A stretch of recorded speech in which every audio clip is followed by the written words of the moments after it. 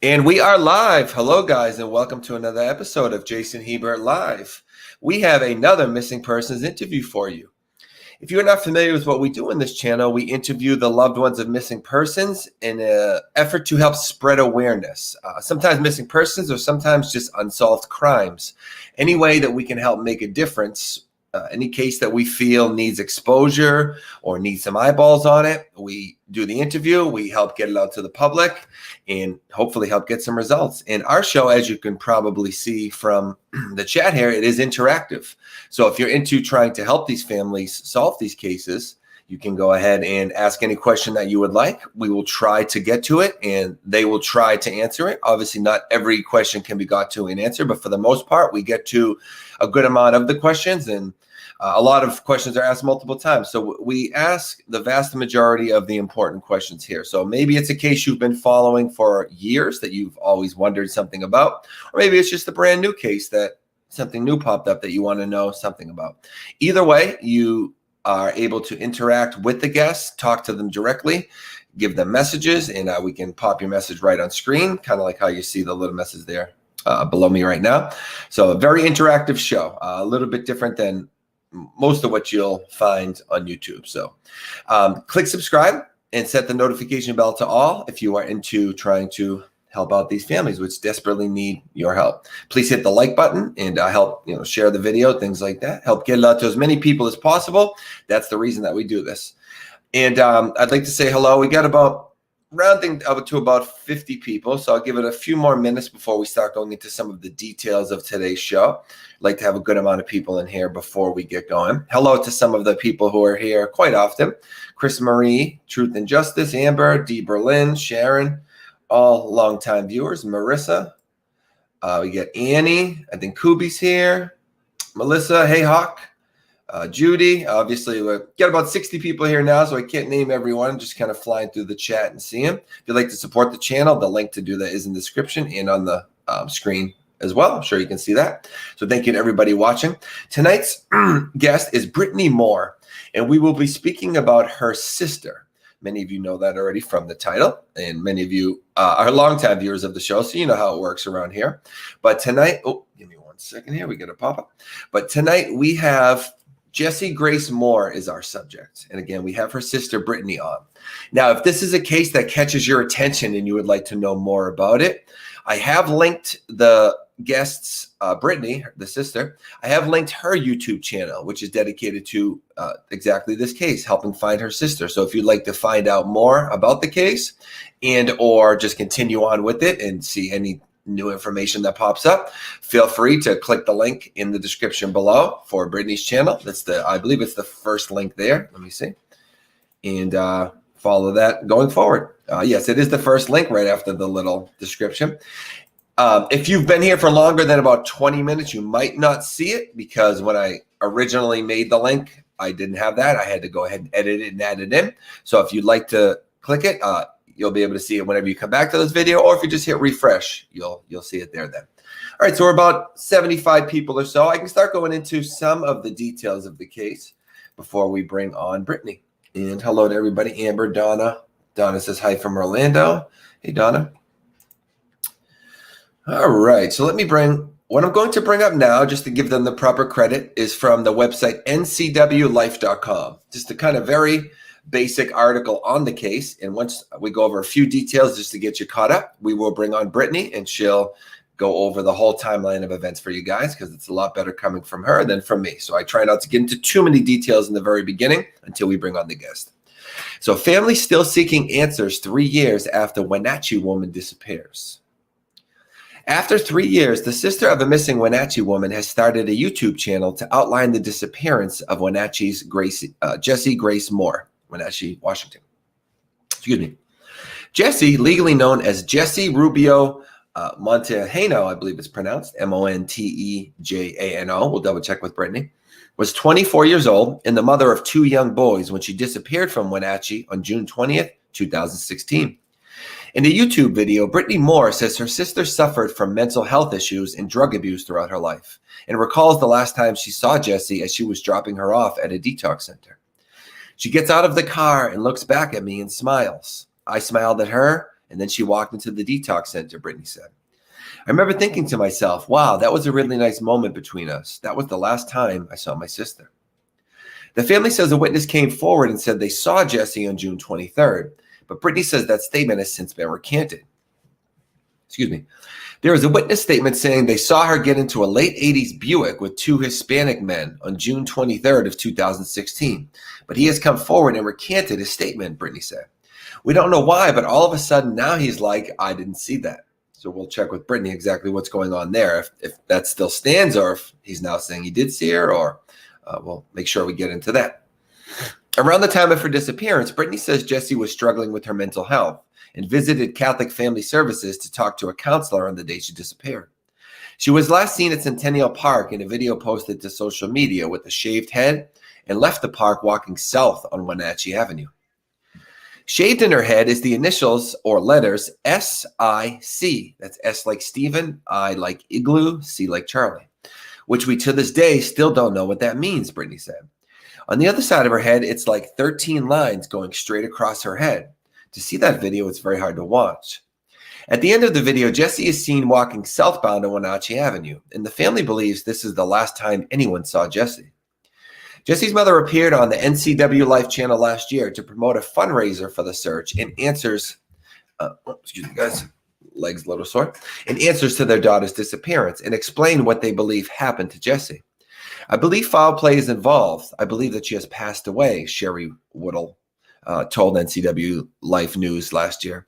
I don't know who's responsible for that, but I know that some of the people she had been around are not the type of people you would want your daughter or anyone else to be around. Brittany Moore said she plans to continue to upload videos talking about her sister's case to her YouTube channel. There are no current leads in the case, but anyone with information is encouraged to call the anonymous tip line at 509-233-7946.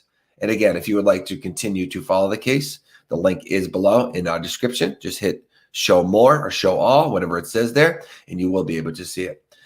But okay, that is the basics of our case. It picked up a few years later, of course.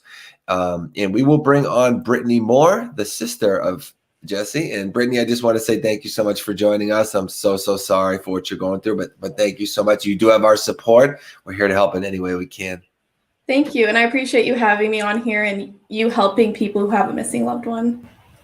Oh, thank you.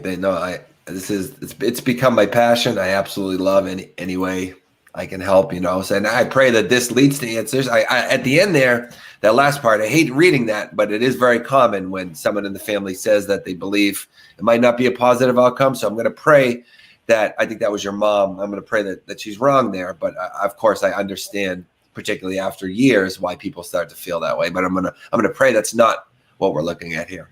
Yes, yeah, definitely. And we don't have any concrete evidence either way. So. Okay. Well, either way, we're going to get answers. All yes. Right. So whether it's we're going to pray for the positive outcome, but either way, we're going to get whatever the answer is. Yes. So, but do you want to start? Maybe tell us a little bit about your sister, and then you can lead us into the timeline of events and what we do know. It went over a little bit of detail in the article there, but do you want to fill in some of the gaps and go over the timeline with us after telling us a little bit about her? Yeah, of course. So my sister, Jessie, is 2 years older than me. I was born on August 24th, 94, and she was born on August 28th, 92. And just growing up, she was a very vivacious person, very boisterous, very loud, messy. She was a very complex person, like so many people are. And, she sounds like me, especially the messy part. Yeah. Yes, we called her Messy Jessie. And, she would just make us laugh. She was a wild character, big personality, pretty much is a great way to explain her. And she did have a lot of behavioral issues growing up, and she battled with mental health issues. So before we start discussing her mental health issues, because I don't really like to lead with that, sure. I actually brought, I want to show you guys, this is, my mom wrote down all of the descriptors for Jessie. Oh, cool. Front and back. Is it focused? Okay. So that was, so she was just a very layered, complex person, like I said, and she had a lot to offer the world. And with that being said, she when she was a child, so she was diagnosed with ADHD as well as ODD, which is oppositional defiant disorder. Okay. And later on in life, she would be diagnosed with bipolar disorder as well as borderline personality disorder. What and then that ODD? That's interesting. What exactly does that one encompass when you have ODD? So yeah. So that is you don't see authority figures as authority figures like when we were maybe when you were a child, but when I was a child, I'd see a teacher and think that's maybe someone I should respect and listen to. Maybe with a child who has ODD, they don't see those barriers, those social barriers of that person's an authority figure. So yeah, and then you argue with adults a lot. Okay. I was thinking like, that's what it was. Okay. Yeah, you're always like questioning stuff, and you're like, "Who are you to tell me what to do? Just because you're older than me, I should respect you." That kind of thing. Right. And then she was also diagnosed with depression as well as suicidal tendencies. Oh, okay. So she had, and then she had dealt with a lot of trauma growing up. And when she was 11, she actually went to juvie for the first time. And she was the youngest person in our town, Wenatchee, to go to a juvenile detention center. So that was a lot. And then from ages 13 to 17, she was in and out of correctional facilities. And then when she was just like in and out a lot. And then she got married at 18, had a kid, and then her second child actually passed away.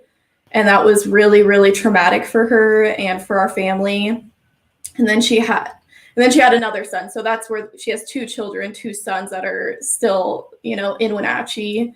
And I'm not trying to paint her in a bad light or talk negative about her or anything like that. I just think it's a lot to understand what mental health issues someone was going through and what led to her drug abuse and eventually to her being homeless. Okay. Absolutely.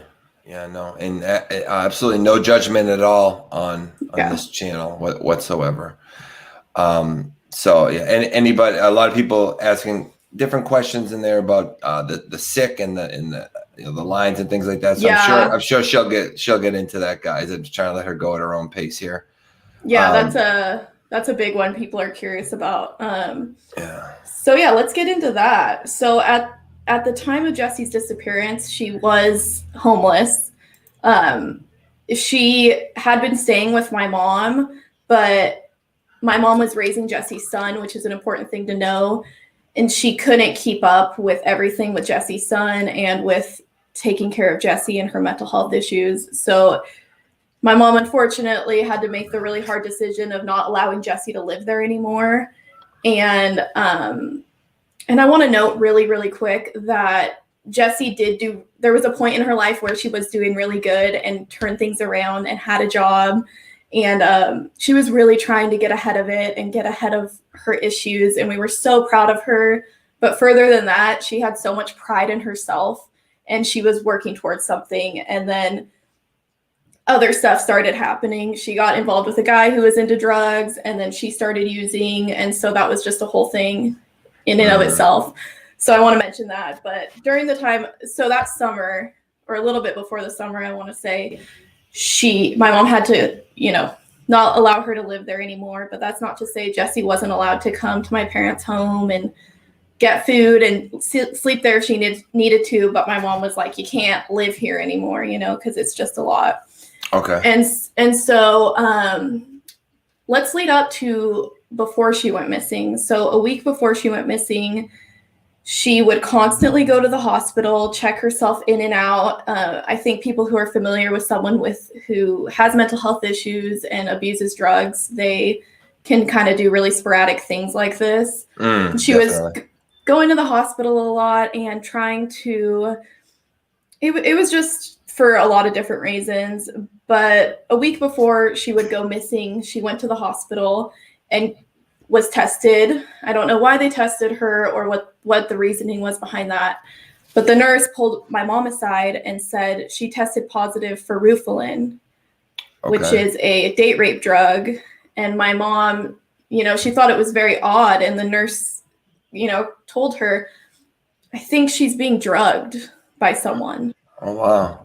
And my mom's, you know, it was just, everything's just kind of a blur how everything happened, the chain of events. And my mom's like, all right, that's really odd. Like, what the hell's going on here? Now, by the wording of that, did she mean like one night that happened, or they thought this was a consistent thing by the levels that were in there, like someone was doing something to her? Yeah, so at the moment we didn't know, but now in hindsight and with everything with her disappearance, we think someone had control of her, was using her, been exploiting her, and you guys can fill in the blank on that. Yeah. Okay. She was a vulnerable adult, and I believe someone was exploiting her. And that's all I'll say on that. But then, so it's just, she's constantly in contact with my parents, right? Always just in contact with everyone all the time. And we'd hear from her every day. And then on June 20th, 2016, so this is the day she would go missing, she went to Catholic Family Services in Wenatchee, which is they offer like counseling for people and stuff, like free counseling. And one of the psychologists or psychiatrists, I don't know his label exactly, but he called my mom and said, I think we need to check her into a mental institution. And my mom thought that was an appropriate step to take because Jessie was dealing with a lot. And I don't mean to say this lightly, but she was on the fringes of sanity. Okay. Fringes of insanity. I don't know. She was dealing with a lot at that time, and who knows what else she was subjected to before her disappearance. But so that my mom is talking to this man at Catholic Family Services, and she agrees. Okay, let's get her into an institution where she can get the help that she needs, you know, and get her right, and, you know, allow her to be in her she was a part of her children's life, but you get what I'm saying there. And so, sure. Can I just ask a quick question? I'm just curious. So with the shaved head time period, is that towards when she was approaching? Was that part of her kind of, you said she was kind of on the line? So this is all building up to that. So the day she would go missing. Okay. So her head, to my knowledge, her head was not shaved when she was at Family Catholic Services. So I don't think, because I think the man, he's been interviewed that, you know, she spoke with that day, and I don't think he said her head was shaved. And so my mom is under the impression that Jessie is going to be put in an institution, right? And when you are put in an institution, I guess there's a 7-day blackout period where you don't contact family. Okay. And so yeah, let me go through this real quick. So 7 days passes. So June 27th, my mom doesn't hear from Jessie, and she's starting to realize something is really wrong and something's not right. She hasn't heard from her. So initially she's thinking it's just that 7-day period. Yes, so exactly. Okay. So she starts asking around, has anyone heard from Jessie? Asking all of her friends. Jessie was had a lot of friends, was in contact with a lot of people. And then it came out that there was a video taken of Jessie the day she went missing. And that is the video and the pictures you guys see with her head shaved. And to our absolute horror, her head is shaved, and none of us saw her like that. We view this video, right? And the man, I have the actual messages my mom sent to the man who took the video. And so that's right there. That's her the day. That's a shot taken from the video. Mm-hmm. And those are clothes she wouldn't normally wear. So it was as if someone had dressed her, or she had dressed in a hurry, and she doesn't have a bra on, which is just very uncharacteristic of her. And I mean, her head is shaved. She's got marks on her hands. Like, you can't see them right there, but they're little. It's kind of hard to see. We have still shots of that too. Okay. Is that and one? She doesn't. Yeah, kind of. Yeah, in that area, like where her thumbs are. Okay. And she doesn't have any of her bags on her, which was very odd to us because she always had some purse, something with her. So it was shocking to see that. But the guy who took the video, he's making fun of her, belittling her, calling her names, and she's overtly under mental stress in the video. She's clearly not okay. It's I've only watched it once. I can't watch that video because it's too painful to watch. Because these people there must be like 3 or 4 people in the video, and they're making fun of her. No one's helping her. Clearly she needs help, and no one is standing up for her in any way. Everyone's kind of laughing at her. So it's really messed up. So I'm guessing you're probably leading to this, so sorry to jump ahead, but this is all going to end up being fine. the same guy, right? With the roof or whatever, and the video guy. No, oh, okay. We have no idea. He's been officially ruled out as a suspect. Oh, okay. So that was shocking to us, and then we got the still shots of the head because he walks around her, and that's when you see the 13 lines. So they're going like this down her head. And then on the other side is what I personally think looks like SIC. Yeah, okay. And the detective working her case thinks there's nothing to that, which is interesting. Huh. And did I send that one to you? The picture? Yeah, of her head. Yeah. Not the SIC, just the one that I have been showing here. Oh, sorry. It's okay. I looked up a couple things on my own, but and I had read that, but I don't have a picture of that. But if you want to send it, I can showcase it. I can show it. It's up to you. I'm sure we probably get a lot of people in the chat looking it up right now as we speak too. So I know everyone. I know that's the thing that kind of was the. It was all shocking, but that was the real shocking part of her disappearance. Who shaved her head? Yeah, and see, there's so little on her, to be honest with you. This wasn't a case that I could find a ton, other than, of course, what you put out. But we're trying to, we want to change that. We've been trying to change that over the course of all this time. But Dawn Lawson asked an interesting question before we move too far ahead, because I want to make sure I don't forget. She says, they will sometimes inject drugs in the soft spots of the fingers. Could that be part of the marks? Because you said it's near like the thumbs or whatever that I pointed to. I don't know. Yeah, I've never heard of that. Yeah, I don't know much about that, but if that's true, that's an interesting point. Yeah, I'm not too sure. The whole thing is just absolutely bizarre. Is that roof or whatever that she was being used to manipulate or whatever? Is that something that is injected, or is that something that you take orally, or how do you? I believe it's something orally, like it's people slip it to people, or I believe it's taken more orally than injected, but I don't know that much about that kind of stuff either. Okay. I'm reading that comment now. So something interesting about Jessie is she only did meth. She didn't inject anything.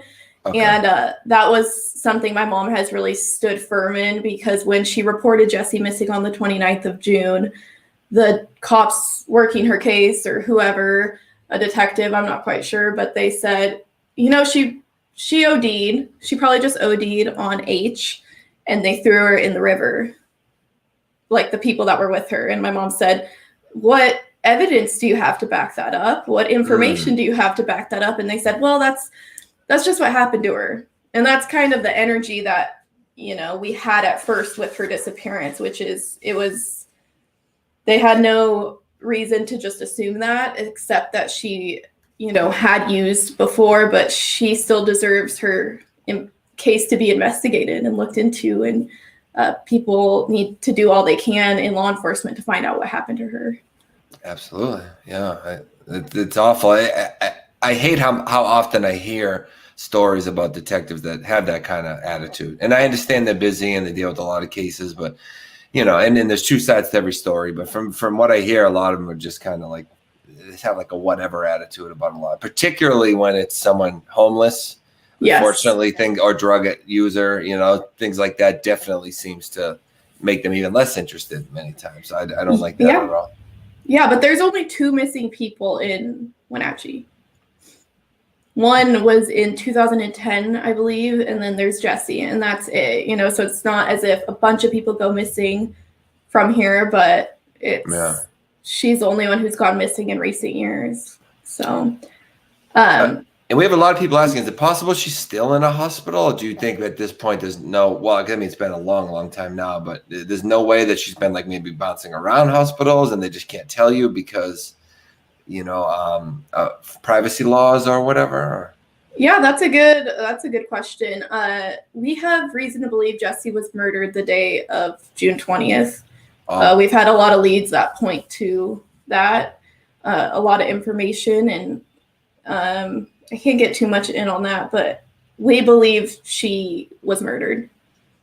Okay. Yeah. Okay. So, and we had spoken, most of my audience is aware that, a lot of people that come on here, that these are all mostly active investigations. There's only so much you can say sometimes, and sometimes only so much So most of you guys understand that.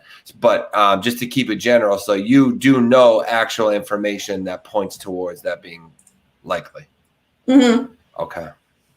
We've heard it. I mean, you can't really always go off of hearsay, but the detective working her case now, he strongly believes that as well. So, and he knows more than we do. He can't share everything with us, obviously. So, yeah. It's just finding answers at this point, finding her and finding justice for her, whatever happened. So, yeah. Okay. So that brings us to the next question, which is a good question. So are there searches happening? If anyone wants to help, how could, I mean, they have your YouTube channel. I also linked your Facebook, but what else could they do? Is there anything planned? How could people help? Whether it be searching or whatever. Yeah, thank you guys. I really appreciate that. And a lot of people have reached out to me, and I've talked to the detective, and there's no concrete area to search, unfortunately, where we could form a search party. I wish so much that we could. If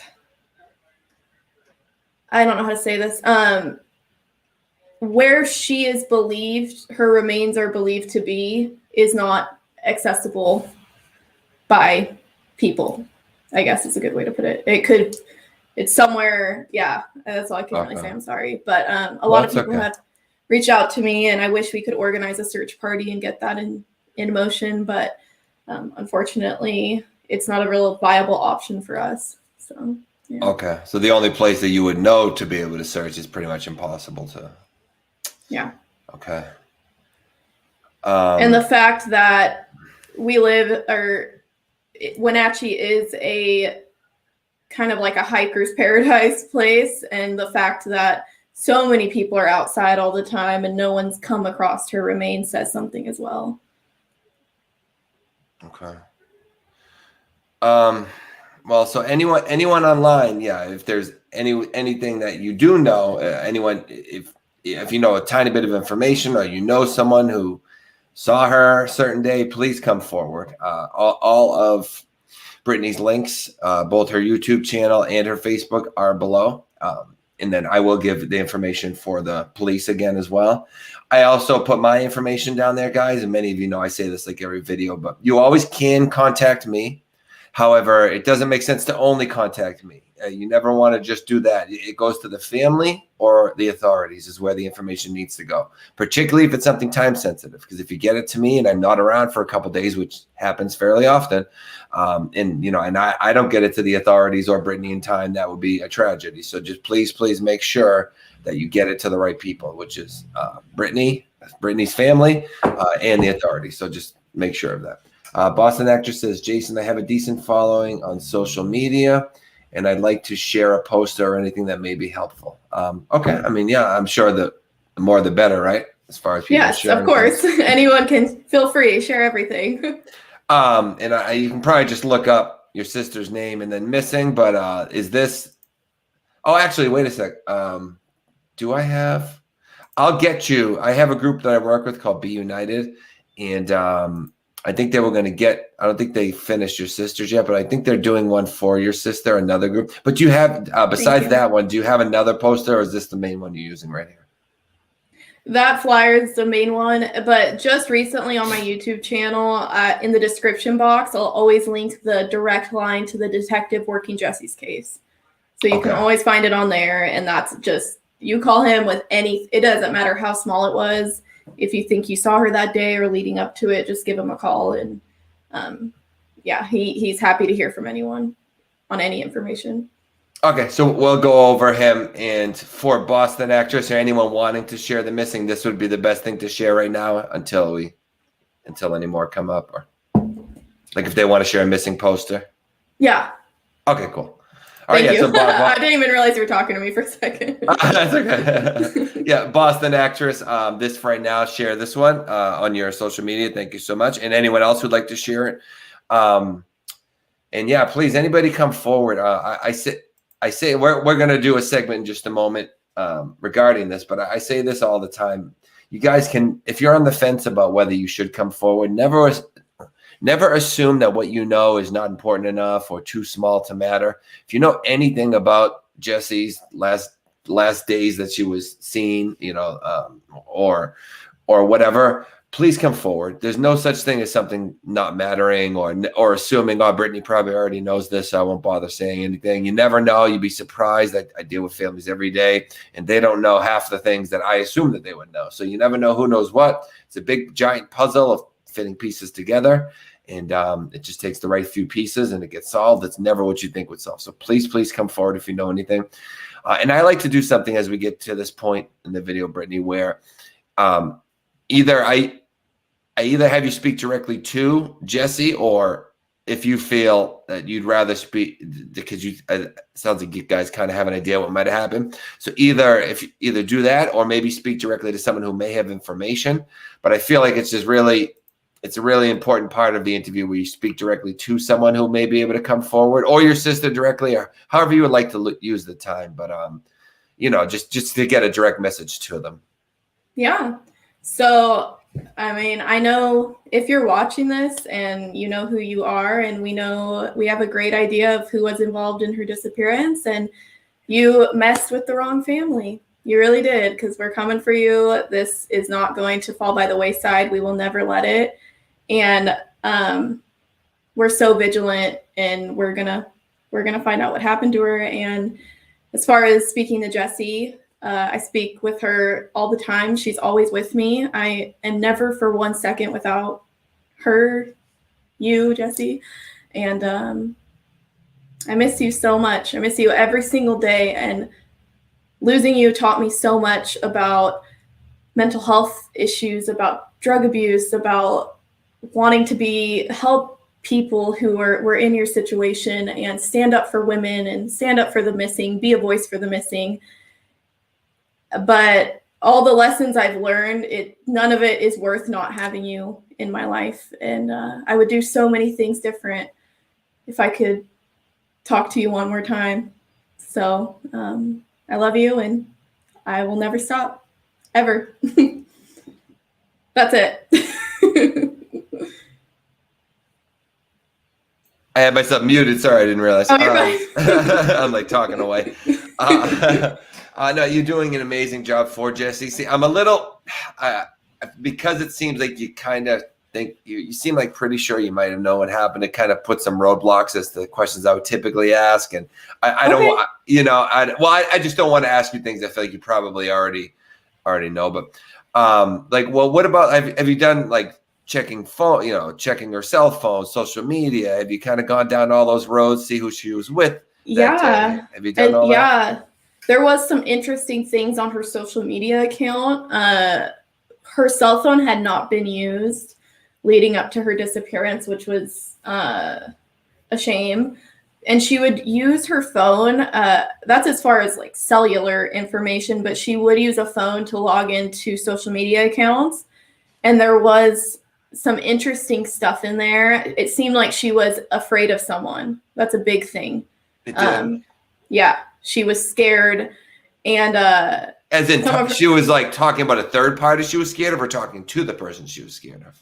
Talking to people. I'm scared. I can't really give names on that. But then after she went missing, someone was logging into her social media accounts, and they were so idiotic and using their name in her social media accounts, messaging people. So I don't know what that person was thinking. And then they could trace that, right? where that was coming from? Oh, yeah, I mean, as many people know, it's not like Law and Order or CSI where they just get the information and are able, like within days. It takes months. Yeah. And to the police, I should mention this, there's never been an official suspect named in her disappearance. We have an idea, all the tips and leads we've gotten, everything comes back to 4 people. And these 4 people are in, I mean, how can you not say, if you hear these same 4 names time and time again, and 2 of these people were a couple at the time, and they left town right after she went missing. Okay. Right after. That's always a sign. Yeah. Yeah. So, we're just waiting to get the right thing to pin them. That's the biggest thing. You got to have leverage in some way or get some evidence. It's hard to get the search warrants we need or stuff like that. So, yeah. And then, so the guy, I want to talk real quick about the guy who took the video of Jessie the day she went missing. Yeah, I was just going to say. Yeah. So my mom's very, like, she has everything printed out, everything from my sister's case. So this is all my mom's work, and I just recite it to people. But yeah. She reached out to the guy because she heard from Jessie's friends that he had taken the video and posted it on his social media. So she reaches out to him July 2nd. So this is 12 days after Jessie went missing, and said, "Can you please send me the video you have posted of Jessie Moore? Other people have tried to send it to me, but are having a hard time transferring it over to my phone from theirs. Thank you." And he said, "And you are?" She said, "Her mom." He says, "Okay, and why are you asking me? I don't even know you." She said, "Because my daughter is missing, and I was told to go to your page and watch a video you had posted. Since right now, it is the last video she has been verified to have been seen in." And he replies, "Okay, so that doesn't make me no fucking suspect. And she probably ain't even missing. She's probably out about just getting high as usual." And my mom said, sounds like a pleasant, nice guy, huh? Yeah, a real stand-up person. His name's Sean Sullivan. So I wouldn't say his name before, but now I'm like, and just to be clear for your protection, any names, we're not accusing anyone of anything. This is all alleged, nothing. Yes, allegedly. And she was able to eventually obtain it, and that's when we got all the still shots and were able to watch it and get clues on what she was wearing and the state her hair was in. That's a huge descriptor for if people saw her that day. Yeah. And I want to mention too, during that 7-day period, so from June 20th to June 27th, a woman mailed my mom Jessie's wallet and wrote my mom a little note and said, I found this next to the bus station in Wenatchee, Washington. So the Link station, if you're from Wenatchee. And my mom received it, and Jessie was losing her stuff all the time. So she didn't think a lot about it at the time. She took Jessie's ID out and threw the papers away in it, as well as the wallet, because the wallet was really beat up, and said, "Well, Jessie will be here soon, and I'll just give her IDs when she comes." And I mean, my mom wishes she would have kept that wallet just in case. Maybe there was some. That's the only physical thing we have of Jessie from the day she went, or from around the time she went missing. All of her stuff is gone. Yeah. So yeah, but that was like the only. But that was right in that period where they thought the 7 days in the hospital and all that, right? So yes. So she's thinking, all right, well, I'll just give it to Jessie when I see her next and keep it safe. And then she tossed the wallet. So yeah. I know there could have been something on that. Who knows? Maybe not. But okay. And now a couple of questions though. So the person who was using her social media or Facebook, whatever, what did they? You said they were messaging people. What did they say to people? What were they doing? I don't unfortunately have that information right in front of me. And my mom told me about it. I didn't get to see the messages for myself, and that was 5 years ago now. So I don't know exactly what was said. Unfortunately, I'm sorry. I wish I had that information for you guys, but I do have. So as far as information goes, so she went missing on June 20th, and then this man got in contact with my mom on September 26th, so that fall, so only 3 months after she went missing, and my mom recorded the entire phone conversation with them, like on a recorder, because she's that official. Good. I love your mom. Yeah, she's awesome. She's really awesome. But she's given him nothing. He's like, I have information. And she's like, all right. She gets to run around constantly with people, and people claim they know something. They don't know anything. And so I can't read it all because it's 5 pages. But pretty much he says, I got a phone that had a SIM card in it. And on this SIM card, I put it in my phone, and there's a video of Jessie being murdered.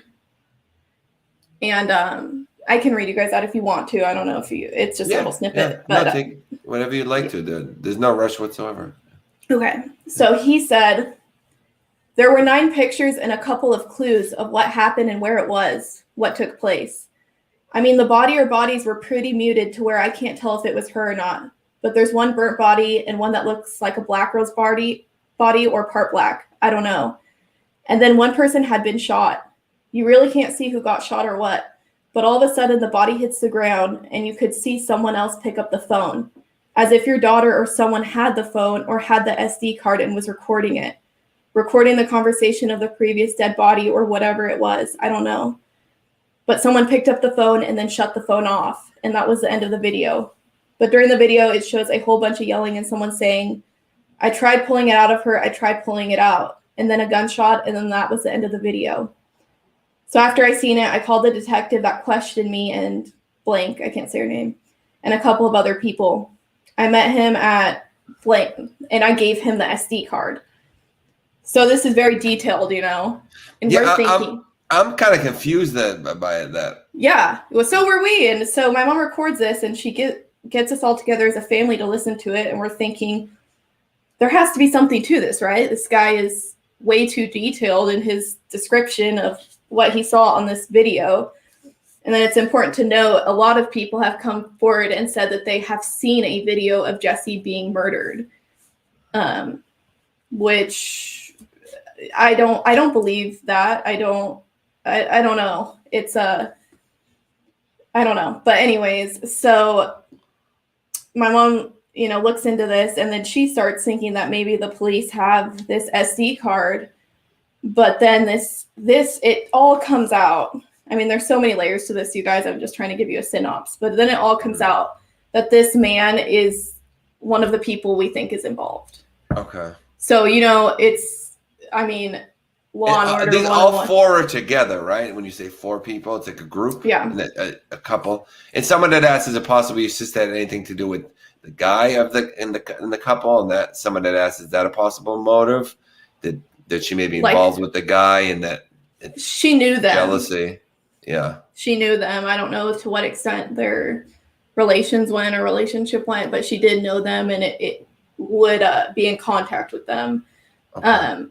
So yeah, it's all of us know, since we're all true crime lovers and all of that someone inserts themselves in the investigation a lot of times to just be a part of it. And it seems totally that is what this guy did. And he's not mentally okay. And the police to this day have said they never got any kind of SD card, any kind of phone with any information of Jessie. Jessie being, her life being taken on this video. So, yeah. Okay. So as far as we know, there's nothing to it, really, as far as the police say. Yeah, but it was just, we're thinking, why would someone go to this extent? It just opened our eyes a lot, because we were thinking there's really something to this, kind of not getting our hopes up, but this is a lead. And then it's just what we believe is completely fabricated. Okay. So. Oh, yeah. It's kind of a lot of different things. I don't know where to. But there's a lot of layers to it. But when you do a look online or do a Google search, there's not that much information. Yeah, I know. It doesn't really, there's not much on it, but there is a lot to it. It's just a lot of people aren't covering it, basically, for some reason. Okay, well, let me see here. If you guys have any questions, make sure to get them out, guys. Yeah, I'm happy to answer anything. Is there anything we didn't go over that you do want to make sure that we cover? I want to make, just for the sake of thoroughness, that we go, because I know you have this stuff from your mom and other things that. Yeah, the only thing I would want to mention is that we have reason to believe Jessie went out to Malaga that day, which is a suburb kind of in Wenatchee. It's out of Wenatchee, and when you see her walking southbound on Wenatchee Avenue, she's headed in the direction of Malaga, but it's miles out of Wenatchee. And so that's, if anyone lives out there, that's a great, if you saw anything that day, that would be an awesome tip to get. And that was June 20th, 2016? Yes. Okay.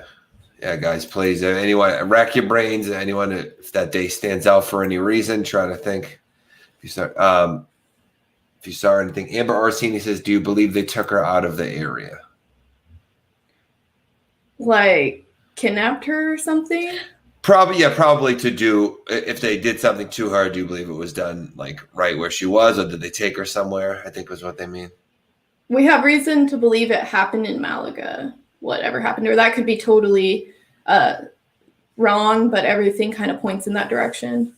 Okay. So does that answer the question? Yeah, I think so. I think they were just asking where if a crime happened, where do you think it happened? So you're saying you believe Malaga, you have reason for that. Yes. Okay. Yes. And again, I like to hope a crime didn't happen, of course, at least not that crime, but Yeah. we have to ask every question. Yeah. Yeah. Boston actress has posted and shared the poster. She's the one that said she's going to share it on her social media. And I'm sure plenty of you guys will share it. So please do. Yes. Thank you. We appreciate that. I saw another question. So Nikki, you don't have to answer this if you don't want to, but she asks, who has her boys? Yeah. So my mom has her son, her oldest son, I should say, and then they have separate fathers. So the youngest son is with his biological father. Okay. And the youngest one was too young when she went missing, so he doesn't remember her. But my 9-year-old nephew, I have him every once a week, and he always wants to talk about her. It's not something that's taboo. It's just hard to explain to him because in a child's mind, they are like kind of black and white. He's like, did she die? And I said, well, we don't know if she died. And he's, trying to process it the best way he can. And all we can do is support him and, try to help him through it as best as we can. So. Yeah, the poor kids, man, what they go through and stuff like this. So prayers to them, to the little guys. I hope you guys are being strong, and I know they're in good hands, though. At least your mom taking care of them. Yes. So this video, I haven't even really I've been trying to think what to ask about it. Don Larson says I've heard there's a murder video as well, but I haven't seen it. Yes. Where did this originate from? Where's the first place you heard about this? From him. From the guy when he got in touch with my mom. And we've had many leads because for a while my mom just had a private number you could call with tips. Right. And then she would, have people message her all the time. And they said, we've heard about this video a lot. I've heard it's not, I guess it's graphic, but we've heard she's been shot. You see her being shot in the video. We've heard she's being tortured in the video. We've heard, she's just a bunch of stuff. It's crazy. It's like, so what have people really seen? Right. What have they really seen if, everyone sees something different? And, we've just heard a lot of stuff that no one should ever hear about, that what's happened to their loved one or how her body was discarded of and stuff. But where were people supposedly seeing this? Was it being shared on cell phones? How did? Okay. Someone took it on a cell phone, and then I should say, the people involved or whatever, they would show it at parties and. Wow, that's what I was gonna say. I'm surprised that something like that didn't get out more. Wouldn't you think?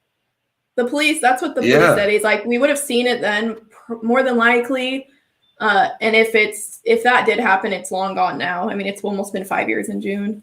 Yeah, because that thing would just spread. It's eventually going to get this half decent person who says, "Whoa, I got to put this in the right hands to get rid of these people." Yeah, and I asked him, a detective working her case. I said, "Why do so many people claim to have seen this video?" And he said, "Because people want to feel like they're a part of the investigation in some way." or they've heard it's all hearsay, but then the people claim they saw it firsthand, if that makes sense. So yeah. Who knows? Marissa asked, was the father of the youngest close to her before she went missing, or did they have issues, and were they ruled out, the fathers of the two? Yes. The father, one of my oldest nephew, he doesn't even live here, and then the other one, he was never even a suspect, but I believe he was questioned. So. Okay, so they've been ruled out? Yes. Okay. Yeah. Okay. Don Larson asked, can you explain the railroad tracks and cave for everyone?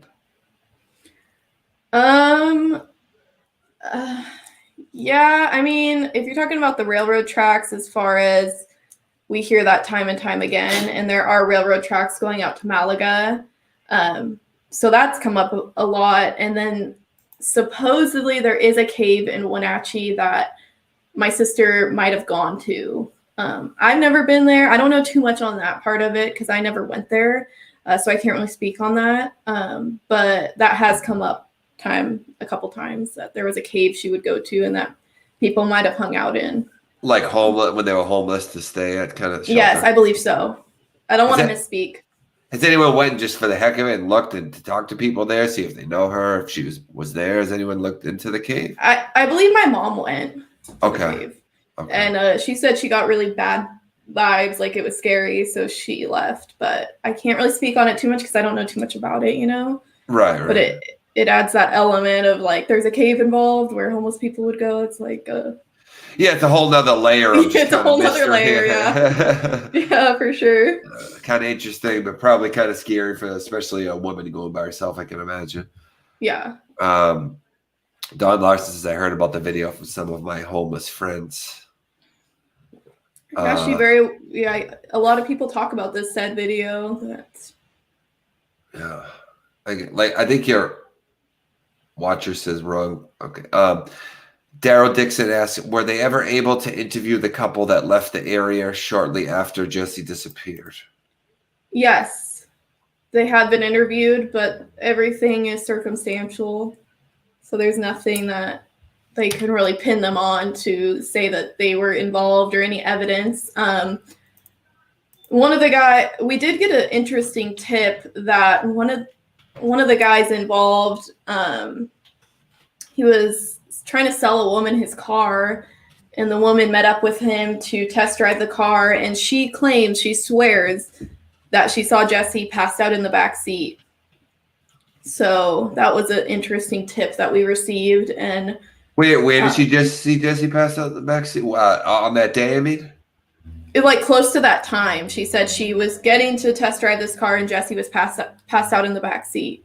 And I don't know I'm sorry, you guys, it's been 5 years, but I don't know if she said that Jessie's head was shaved, because then that would probably be the day she went missing.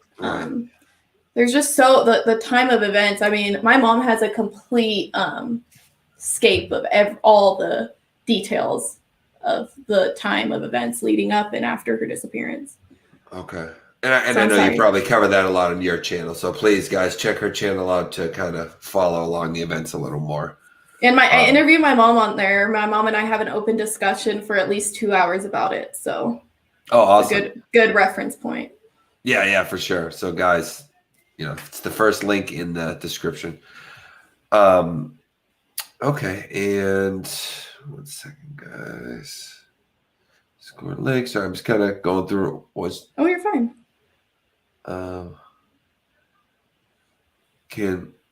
Melissa says, can Don call in and elaborate? I don't know if you're talking about Don Lawson in the chat. I can't. We're close to an hour, guys, so we're going to wrap up in a moment. But especially, and I don't like to add people to the end of interviews. But if more information comes up, if someone has more information and Brittany is okay with it, I have no problem doing another interview, whether it be with Brittany or someone else about the case. But I can't add someone an hour into it because we actually have.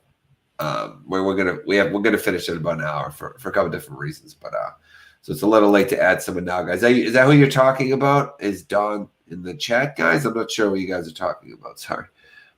Is there a Facebook page that people can join and share her story? Bonnie Mixon asked. You don't have a missing Facebook page, do you, for her? My mom runs the Facebook page. It's There is one. I'm sorry. Justice for Grace, and then on Instagram I have a Instagram specifically dedicated to Jessie and other missing people, and that's Jessie's Disappearance. Okay, Jessie's Disappearance and then Justice for Grace on Facebook. Yes, let me double check on that really quick. I found it. Yep, Justice for Grace. Oh, you got it? Cool. Oh, wait a minute. Hang on. Is this the right? I found a Justice for Grace, but there's a dog. I don't think this is like for one. a Yeah, it's a picture of black and white picture You're of like, a dog. oh, never mind. Oh, sorry. It's Finding Jessie Grace. That's the one. And that's a public group. Okay, Finding Jessie. Okay, yeah, I got it. Finding Jessie Grace. Okay. Oh, I'm already a member. Awesome. I always go around and join. I probably joined a while ago. This must be a relative of hers because it said her last name was Rubio Montejano, right? Her legal. Yes, her legal last name. Yeah. Yeah. And you said it right, by the way. Oh, cool. Okay. Rose Borget says the link isn't working. You guys are talking about a lot of links not working. What are you talking about? Watcher, you said the PayPal link. There's just a one at the end instead of a period. That's the correct link there, but for the PayPal. But what are you guys talking about? Are you talking about a link to any Facebook, any information? What do you guys mean? I'm seeing a lot of Truth and Justice says PayPal one did for me. What do you guys talk about with links not working? PayPal, we'll worry about that later. I'm not worried about that right now. But are you guys saying any of the case links aren't working? Because everyone's talking about links not working. What are you guys talking about? Oh, Discord link. And then last PayPal link works for me. Okay. Yeah, I missed, that's mistyped. Don't worry about that right now, guys. It's more important things than that. But okay, so you're talking about Discord? Okay, yeah, we'll fix that later. I just want to make sure all the links for Jessie are working. So Brittany's YouTube channel and her Facebook are working. All right, guys, those are the only two I'm concerned of right now. And then I want to add, I tried to click on her YouTube link and it didn't work. Really? Wait a second. Why is none of my links working right now? What the heck, Jason? Sorry. Oh my god! All I did was go to your page and then copy the link. Why wouldn't it work? That's always how it has to go, you know. Always, right? Everything always works good until it has to. Yes. I'm going into because I'm on StreamYard. Okay, so I'm in the main video now. Your YouTube link. It works for me, guys. I just clicked it. Yeah, the link's correct. And then her Facebook. Let me see. Yeah, maybe you guys having issues, but they're in there correct because they're working for me. And then Deplorable Me says her YouTube channel worked for me. And Watcher says yes, they're working. Okay, so yeah, the only thing not working is the PayPal link, guys. But I don't want to talk about that on this video. But yeah, it's just a one at the end instead of a period. It was just mistyped, so don't worry about that. But all the links for Jessie are working. Her YouTube is working for some and not others.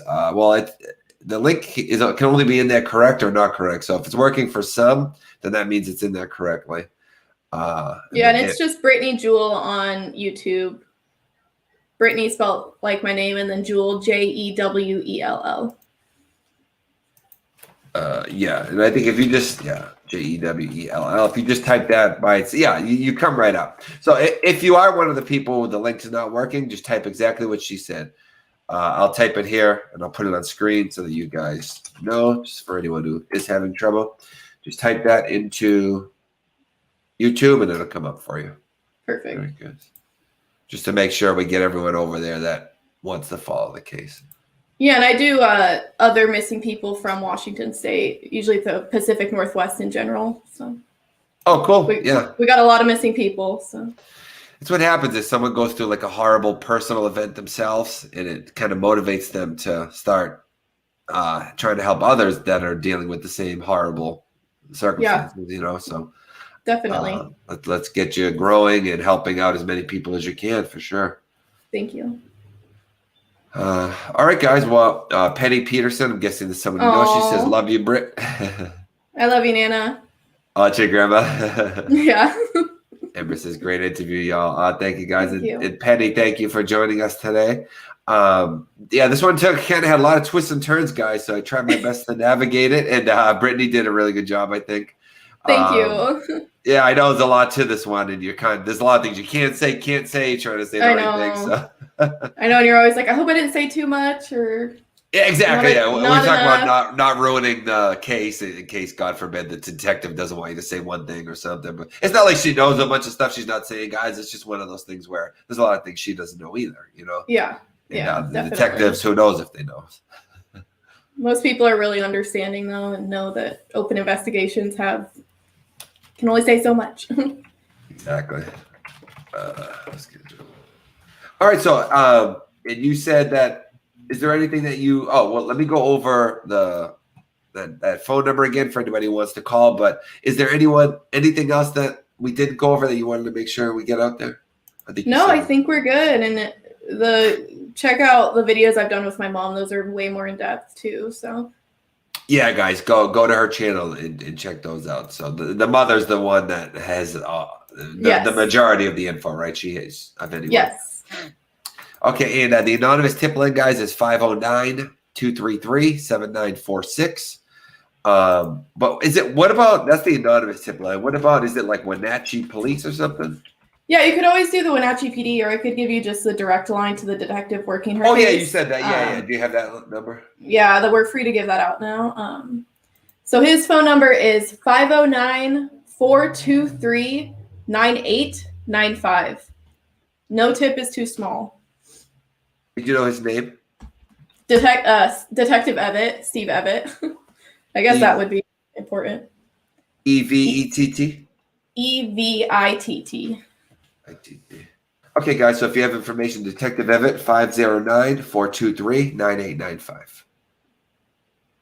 And all right, well, I think that covers everything. If something else comes up by any means, I'll do 5 interviews, 10 interviews. There's no limit. Just let me know. We'll stay in touch, of course. Keep me updated of anything that happens. And any way I can help out your case and the channel, anything, just let me know. Yeah. And thank you, everyone, for watching, and thank you for having me. And on behalf of my family as well, we really appreciate the exposure and awareness to Jessie's case. So thank you. Absolutely. We have an awesome group here, guys. So everyone watching this, please, by tomorrow, a few thousand people have watched it. As many of you as that can, if you're interested, please go over and check out her channel and keep the case alive, guys. Please do. And, all right, I will let you go there, Brittany. And you did an amazing job. I know Jessie's proud of you. And thank you so much. And let's bring her home, all right? Let's get this solved. Have a good one. All right, you too. Bye-bye. Bye. All right, guys, thank you so much for joining us tonight. I just want to say thank you for the support. A lot of talk about the PayPal link. If you would like to support the channel, the link's not in the description, but it's paypal.me/JasonHebert1 right there. I'll post it for you guys and put it on screen. So thank you to everyone who does support the channel. We're going to start just giving you a quick mention at the end here, paypal.me/JasonHebert1. Carolina Christine says, what is Discord? Discord is a place where you guys can all go and chat, and it's easier to get in touch. Thank you, Marissa. Says, great interview.